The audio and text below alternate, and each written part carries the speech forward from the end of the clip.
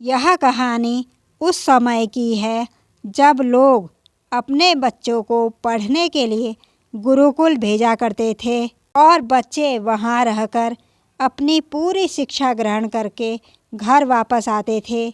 इसी तरह एक बार वीर नाम के लड़के को उसके माता पिता ने गुरुकुल में पढ़ने के लिए भेजा, लेकिन वह तो पढ़ने में बहुत कमज़ोर था।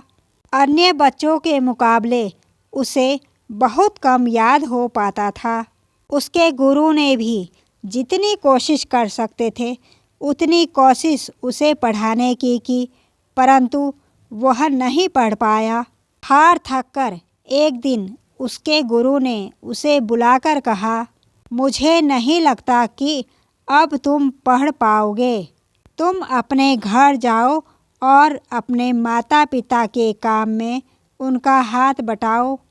यह सुनकर उसे बहुत दुख हुआ, लेकिन वो कर भी क्या सकता था। गुरु की बात सुनकर वह घर के लिए चला गया।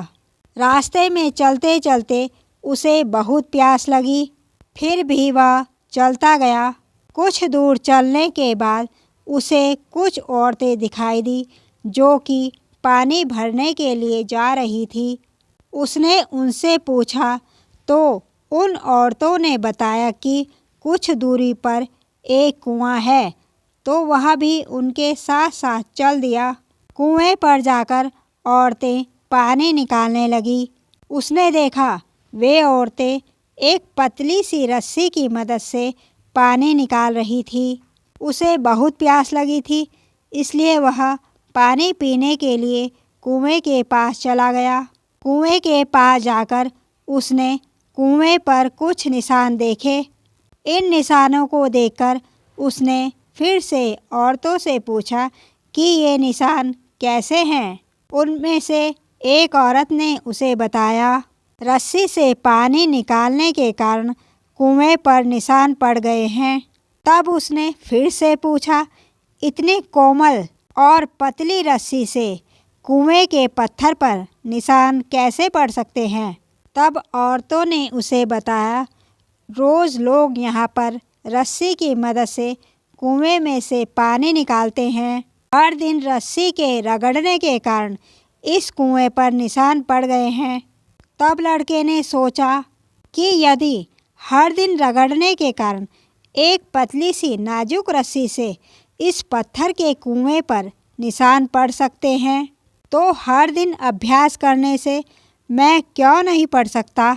यही सोचकर वह पानी पीकर घर जाने की बजाय गुरुकुल की ओर चला गया। वहां जाकर उसने अपने गुरु से कहा, मैं पढ़ना चाहता हूँ। उसने यह भी कहा कि वह अब पूरे मन से पढ़ेगा और तब तक पढ़ेगा जब तक कि उसकी पूरी शिक्षा ग्रहण नहीं हो जाती। गुरु ने उसका जोश देखकर उसे फिर से गुरुकुल में रख लिया। अब उसके गुरु भी उसका और अधिक सहयोग करने लगे। फिर एक दिन ऐसा आया कि उस लड़के ने अपनी सारी शिक्षा ग्रहण कर ली और आगे जाकर एक महान व्यक्ति बना। यह कहानी हमें सिखाती है कि लगातार अभ्यास करने से हम कोई भी कठिन से कठिन काम कर सकते हैं। धन्यवाद। ऐसी ही मोटिवेशनल स्टोरी के लिए प्लीज़ मेरे चैनल को लाइक और सब्सक्राइब अवश्य कीजिएगा। Bye bye.